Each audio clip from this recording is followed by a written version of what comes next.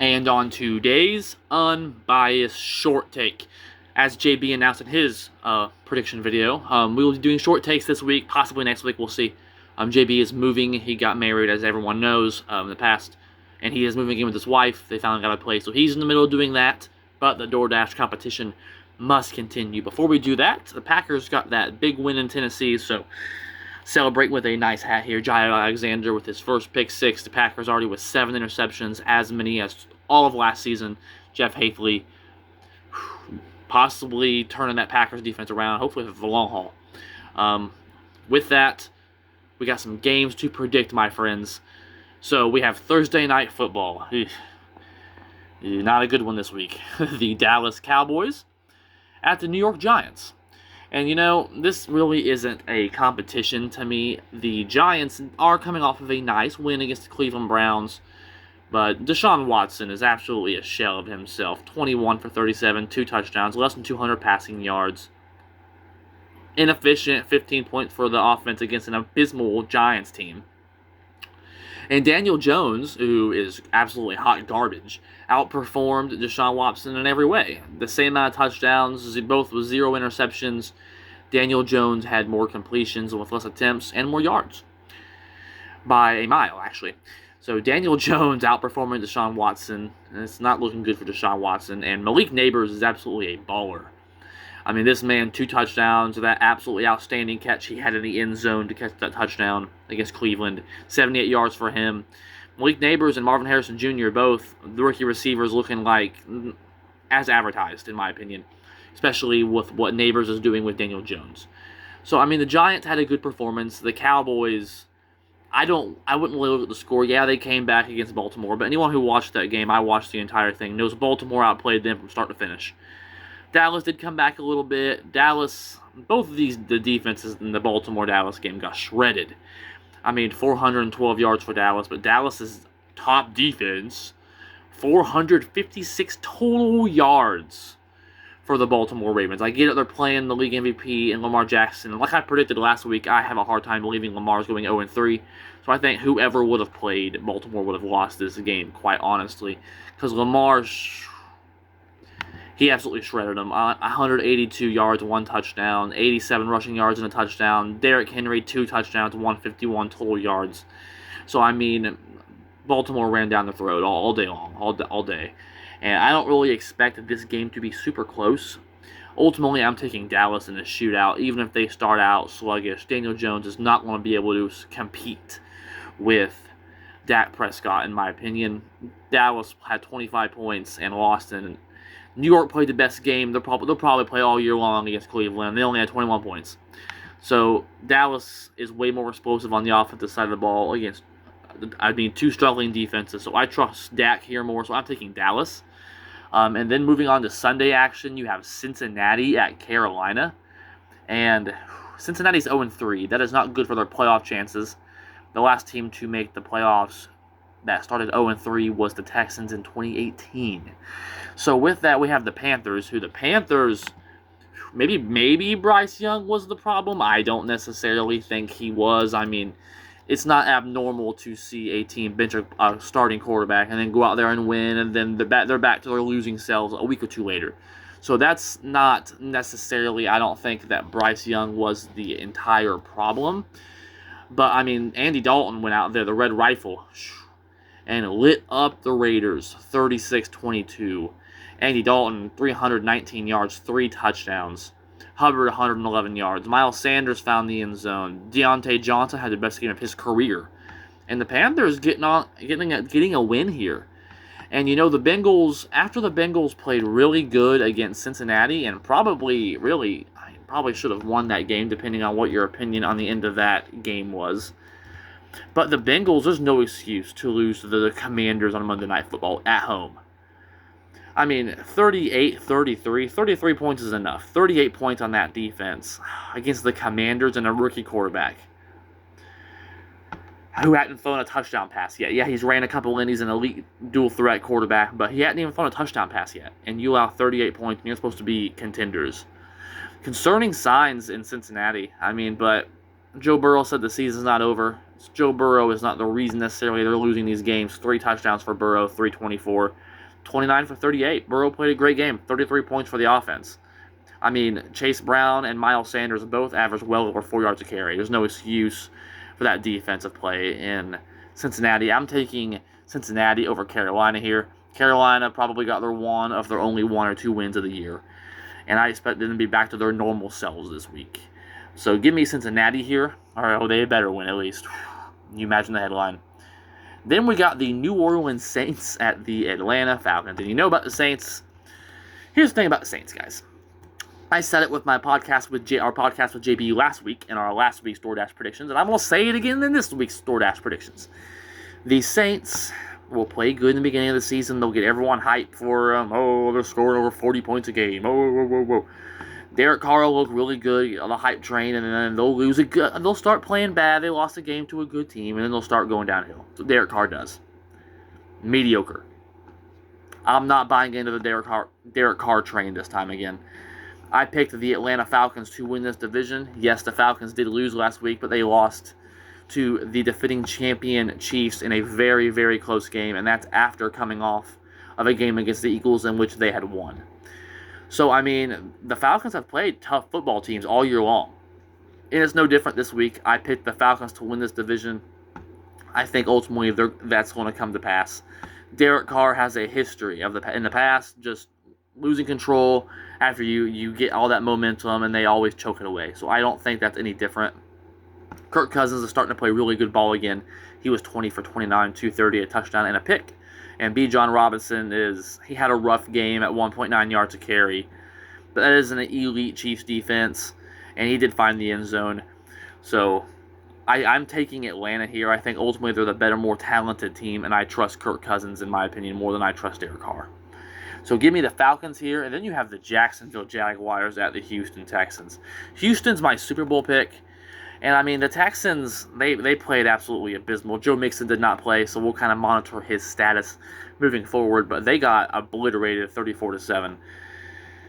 Maybe the Vikings, scarily, which is sickening to say, are better than we thought they were. I mean, they're one of the last undefeated teams left. So, I mean, we got to put that respect on there. I mean, they played an outstanding game. The Texans were abysmal. I mean, C.J. Stroud, 2 interceptions. I mean, it was so bad, they ended up pulling Stroud. Not benching him, just pulling him because the game was out of control and putting Davis Mills in there. I mean, their leading rusher was 21 yards at Cam Akers. I mean, Stephon had good numbers, whatever, so that's all he cares about. But, I mean, overall, a horrible performance from the Texans on offense, defense, the entire thing. I mean, they allowed it was an embarrassing performance. So, ultimately in this game, Jacksonville, though, not only have they put a bad performance out last week, they've put bad football out all season long. The Jaguars are abysmal right now. In that game against Buffalo, they just slapped them around. Jacksonville hasn't won a game yet. And I don't know if they're going... I mean, this might be a bad football team. I have in my playoff picture, so we'll kind of see. I'm not going to pull the plug on anyone yet. You only get one change in our playoff pictures, so... Jacksonville is not looking good. Houston's my Super Bowl pick. I think Houston comes out mad, pissed off that they played that poorly against the Vikings and were embarrassed against the Vikings. I mean, honestly, the Texans were. So the Texans, I think, get the win here against a Jaguars team that truly just looks like they don't care. They're not a football team. They look like a clown show. So I think ultimately Houston's going to obliterate Jacksonville. So I'm taking the Texans. And then you have the Denver Broncos, who were a surprise team last week against the New York Jets. And, you know, I'm taking the Jets here. Yes, Bo Nix played absolutely outstanding last week. I understand that. He got his first win of his career. But ultimately, this is a different Jets team. The Jets won 7 games last year with Zach Wilson and Tim Boyle. So Aaron Rodgers is healthy now. He's playing absolutely outstanding ball. That Thursday night game last week against the Patriots where they won 24-3, Aaron Rodgers... Oh my God, he looked like his old self, like his Packer prime self. 27 for 35. He was out there out of the pocket making plays, running a little bit. I mean, he had 18 scrambling yards, averaged 6 yards a carry, 2 touchdown passes. Ironically, it was his first touchdown pass to a first-round receiver. the other night with Garrett Wilson. That's a very cool fact. And Breece Hall ran it in well. So, I mean, this Jets team is outstanding. It's a championship defense still. I know the Jets are kind of a cursed franchise, but I think that defense is going to have a heyday against Bo Nix. I like Bo Nix. He was a very high quarterback in my draft class. He had 1 touchdown. He had 216 passing yards, no touchdowns, no interceptions on the passing side, but did run one in. And that Broncos team really stopped that Buccaneers team that last year was in the divisional round of the playoffs. And this year, Baker Mayfield was playing like an MVP the first 2 weeks of the season. So I'm impressed with what Denver did, but ultimately I trust the Jets here. They're just a better overall football team, and I've put a better product overall of the first 3 games of the season because this was the first decent performance from Denver. They'd look abysmal before that. So I think it's a good win for Denver, but I think the Jets win this game here. And then you got the Minnesota Vikings at the Green Bay Packers. My favorite time of the week, guys. And you know, Matt LaFleur said today that they're going to give Jordan Love, he was limited in practice today, they're going to give him up until game time. I hope he plays this week. I mean, I do have 100% faith in Malik Willis. And I think this is a revenge game for Aaron Jones. He also said he wants to find the end zone and do a Lambeau leap. So our defense has to stop that. But this Packers defense, guys, this is a different Packers defense. Jeff Hafley is not Joe Barry. He's not Dom Capers. We have a real defense now, finally. This is different. I've never seen a Packers defense play this well, at least since the 2010 season when we won the freaking Super Bowl. The Vikings went out there and thumped the Texans. 4 tutties from Sam Darnold, 181. Aaron Jones over 100 yards rushing. Jefferson and Aaron Jones also found the end zone passing game. I mean, 7 points allowed by that Vikings defense. Multiple interceptions. They won and the Texans even won time of possession, and it didn't even matter. The Texans were 4 for 14 on 3rd down, 2 for 4 on 4th down. Whew. Wow, only 17 first downs for the Texans. The Vikings might be a good football team. This might be a 3-way race in this division between the Packers, the Vikings, and the Bears. Not the Bears, excuse me. They're definitely not the Bears. The Vikings, Packers, and Lions, excuse me. Bears and Eagles sniff the playoffs. So I'm actually going to take Green Bay here. The Packers, who have been playing good, amazing overall team football, all 3 sides of the ball, multiple turnovers forced, each game interception, and each game 7 total turnovers. Could very well be the most underrated defense in football. And you got Malik Willis out there who's playing outstanding football, a lot of read option with him. He's making good decisions. We're running the ball well. We're blocking well. Receivers are making plays. So I'm taking the Packers here. This is in Lambeau. I think it might be different when we go to Minnesota later on in the season, but this is in Lambeau. The Packers tend to defend Lambeau pretty well. And if Jordan Love plays, I'm 100% confident in this. I'm even confident if Malik Willis plays. Packers are 2-1, 2-0 without a starting quarterback. That just truly proves how good the Packers' overall team is. You got Narveson making kicks, the punting unit's doing well, special teams is outstanding, defense is forcing turnovers, offense is doing their thing, being smart. Packers have a good team, guys. So I'm taking the Packers over the Vikings here. Then we have JB's Pittsburgh Steelers coming to our home state, the Indianapolis Colts. The Colts, their defense is out garbage. They allowed Caleb Williams, who, mind you, hadn't even thrown his first career touchdown passes 3 weeks into the season, went out and had a career-high 363 passing yards, 2 touchdowns. But the Colts ended up getting the win, but Anthony Richardson made many bad plays, 50% completion percentage, 2 interceptions. He missed on a lot of routine plays. They won the game because Jonathan Taylor's a beast and went for over 102 tutties. So I'm looking here, Pittsburgh, maybe we were wrong about Justin Fields. I mean, he's still not an elite quarterback by any mean, but, I mean, he's out there. They're 3-0, guys, one of the only teams in the league. And they thumped the Chargers. Good Pittsburgh Steelers football. Good defense. Don't make mistakes. Keep control of the ball. Run the football. Fields, 245, 1 touchdown, 1 interception. But he also ran 1 in, so it's 2 total for Fields. Calvin Austin's a beast. George Pickens is still himself. So the Steelers are easily the most underrated and most disrespected team in the league. Mike Tomlin continues, one of the best coaches of all time, continues to win playing defense like the old days. And the NFL don't like it. So they're hated on, they're disrespected, all because they play boring football. And it is boring football, but it wins, and he's proving it right here. So give me the Steelers against the Colts. The Colts their defense is soft. The Pittsburgh is a tough-nosed football team. That Steelers defense is going to eat Anthony Richardson alive, especially if he makes those mistakes that he made last week. And he's missing routine throws in every game. So, rough start for Richardson. Give me Pittsburgh. Then moving on, the LA Rams play the Chicago Bears. And the Rams injury report is actually a lot better. Cooper Kupp's their main injury at this point. They've gotten a little bit healthier. Chicago is actually the one with the longer injury report. And Chicago, I mean, yeah, Caleb Williams had good yardage numbers, but multiple turnovers. The Bears are like a paper bag when it comes to run defense. Another 100-yard rusher, 110 yards for Jonathan Taylor, 2 touchdowns. Trey Sermon also found the end zone on the ground. So the Bears, wow. They're just offensively inept, honestly, when it comes down to it. So I'm going to take the Rams here. The Rams are my pick in that division and their NFC West, and they proved it last week beating the Niners, who everyone was so high on. And I'll get the Niners later, but the Rams with a very impressive win last week, getting a little healthier. Give me the Rams. Then moving forward, we're moving on here to the Philadelphia Eagles at the Tampa Bay Buccaneers. The Eagles kind of look like last year to a point, kind of winning some ugly football games, and they ended up imploding later on in the season. So we'll see if it happens this time around. But, I mean, a 15-12 win, ugly football for the Eagles, but they contained a Saints offense that has scored 40 the last 2 weeks, the first couple weeks of the season, to 12 points. Derek Carr, 1 touchdown, 1 interception. 3.3 yards a carry for Kamara. So that defense of Philadelphia is absolutely stout. And Jalen Hurts with a couple clutch drives late in the game. Saquon Barkley is back to his normal self. 147, 2 touchdowns on the run. So, I mean, Dallas Goedert also stepped up in the absence of A.J. Brown. So expect him to miss this game also. So we'll monitor that. But I think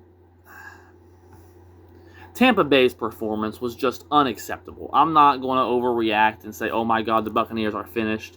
Nothing like that, but I think the Eagles are upset with that playoff loss to Tampa Bay from last year, in my opinion. They were embarrassed and made fun of. And Tampa Bay did not play good football against Denver at all at home.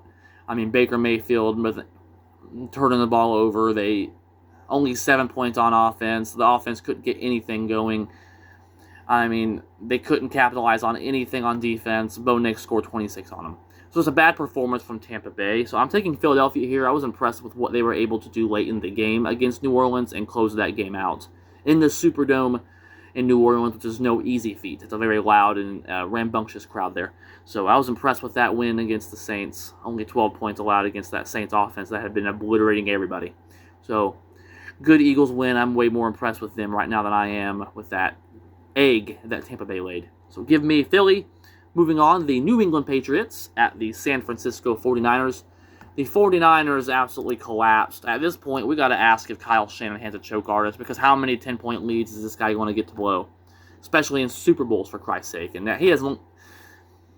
I'll say it. He's a choke artist, Kyle Shanahan is. Great coach, will probably make the playoffs this year. They're going to go out there and they're going to kick the ass of New England, because Jacoby Brissett and New England still offensively inept. Gerard Mayo has them playing respectable, better football than they were last year. So they're going in the right direction. But New England is still miles away from competing with San Francisco, even with all those injuries. I think San Francisco comes out mad, and they're ultimately going to walk away with this game pretty easily. So give me San Francisco here. And then moving on to the Washington Commanders at the Arizona Cardinals. Both teams really surprising teams, honestly. No one thought either one of those teams would really be competitive. And the Cardinals last week, yes, I do understand that the Cardinals, they did lose to the Lions, but it was only by 7. They held them to 20 points.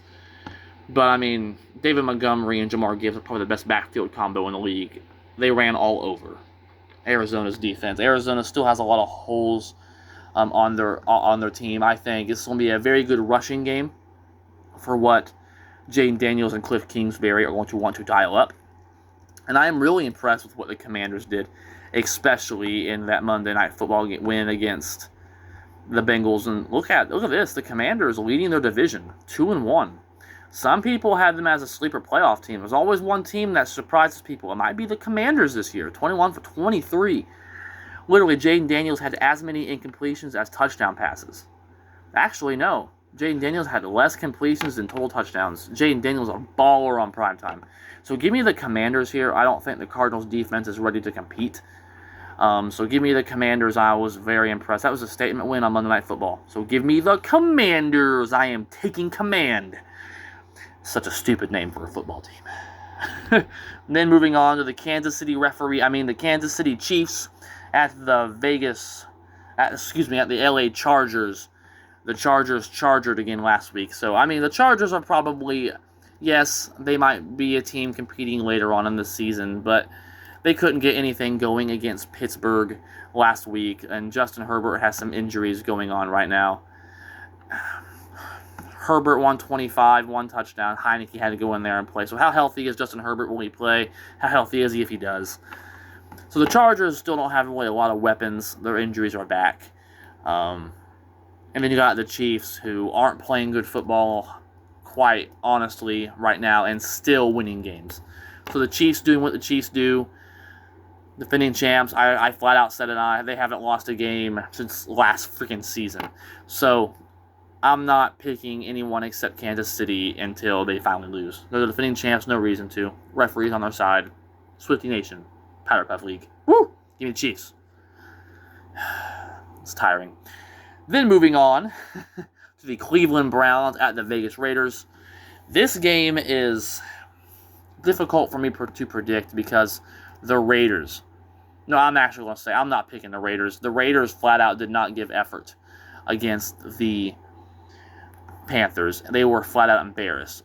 Antonio Pierce, our head coach, flat out said players made business decisions, and it was absolutely proof. Andy freaking Dalton and the Panthers, 36 points.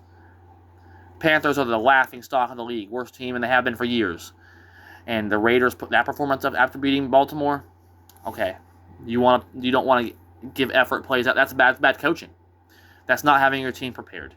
And business decisions were made, and Pierce said that they'll be made in the future. So I'm interested to see what the Raiders do. They've already put O'Connell in and benched Minshew to a point. So we'll see who starts. It's already a little bit of a mess in Raiderville, which no surprise there. And the Browns, though, I just ultimately trust them to be able to bounce back better than I do the Raiders. Kevin Stefanski's a great coach. Had Cleveland in the playoffs last year. Most of that roster is still back. Now they're still minus Nick Chubb, but they were minus him last year. And Deshaun Watson, I guess, played better. 2 touchdowns. They lost to the freaking Giants, so how much better is that? But I think Cleveland ultimately is a better team than the Raiders are. They were a playoff team last year. They play in a great division. I think last week was an anomaly against the Giants. Don't expect to see that again. So give me Cleveland here. Then moving forward, the Buffalo Bills at the Baltimore Ravens. This is an interesting game. That I'm actually going to take the Bills in. I think the Bills and the Chiefs are easily playing the best football in the league right now and in the AFC. The Ravens are still 1-2, mind you, and had that big lead against Dallas and blew the lead, ultimately allowing 19 points in the fourth quarter. So there's still some questionable marks with that Ravens team. It was good to see him get the win, and I predicted so having the league MVP. But I think this is a close game that Baltimore is going to ultimately end up winning. Not Baltimore, that Buffalo ends up ultimately winning. Buffalo has went out and put over 30 points each game, and they had a lot of offensive question marks. They're actually able to run the ball now. Josh Allen doesn't have to make Superman plays. Their defense is absolutely outstanding. Sean McDermott, a defensive mastermind, has them playing great ball. So give me Buffalo here. They're on a roll. Baltimore still has some question marks to answer, in my opinion. And then moving to one of 2 Monday night games again is the Tennessee Titans at the Miami Dolphins. I'm taking Tennessee here. Yes, I understand Will Levis makes some knucklehead mistakes, throwing multiple pick sixes already, leads the NFL in turnovers. That was a sports fact today, by the way. Go check it out on Facebook. Link down below. But anyways, I'm taking the Titans here. The Titans have been in some close games. They played the Packers well to a point at one point, and they had the Bears beat. And I'm looking at I had Miami winning this division. We'll see how it looks this weekend, but Miami they don't even know who they're going to play at quarterback. Tua's hurt. If Tua was playing, it wouldn't be a decision, but I'm taking Tennessee. Hill and Waddle are virtually worthless on the field and on fantasy now because they have a net quarterback play. At this point, now Skylar Thompson's hurt. They're already on their third quarterback. Who's going to play? Will Skylar Thompson play? Is it going to be Tim freaking Boyle? He played a little bit last week. Who's the quarterback? We've seen the Tim Boyle story before. That's all I'm saying. So give me Tennessee here. I think they get their first win of the season. And then moving on to the Seattle at Detroit game.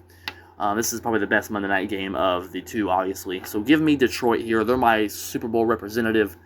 And they have some injury question marks right now on the offensive line, especially ruling some players out today. Dan Campbell did. But, I mean, Sam Laporta injury also. But you know what? No. You know what? No. Give me Seattle. I've changed my pick here. Give me Seattle. I think Seattle's playing absolutely outstanding football. And I would say I would pick Detroit without the injuries. They're still my Super Bowl pick. I'm not bouncing away from that. But Seattle's playing absolutely outstanding football right now. McDonald has that defense. That's a scary defense right now. I know Seattle hasn't really played anybody. They're flying under the radar. This is their first real test. Geno's been in the Pro Bowl before, and Detroit's offense is injured right now and not really scoring a lot of points. So because of injuries, I think that gives Seattle the slight edge in a close game. Wouldn't be surprised if Detroit won, but give me Seattle here because of injuries. So I'm taking the upset of the week to be Seattle at Detroit. So what do you think of my picks of this week's DoorDash competition? The standings also for the DoorDash competition right now is last week I was 10-6 and JB was 8-8. So JB's been 8-8 all week, all year long. He's 24-24 still, and I'm 29-19. So still plenty more predictions on the DoorDash side to come, and we're predicting every game all year long. Like we did last year, free DoorDash on the line. I'm going for 2 in a row, JB. Early lead on you. So with that, go check out JB's predictions on our YouTube. Go subscribe on YouTube, like on Facebook, follow on Spotify. Check out, links will be in the description down below to all that. Again, doing short takes because JB's moving. That's really all I got. Let's beat the Viking Queens this week, guys. As always, boiler up. Let's go Heat, but most importantly this time of year, go Pack, go baby. We're coming, Viking Queens. Defend home turf.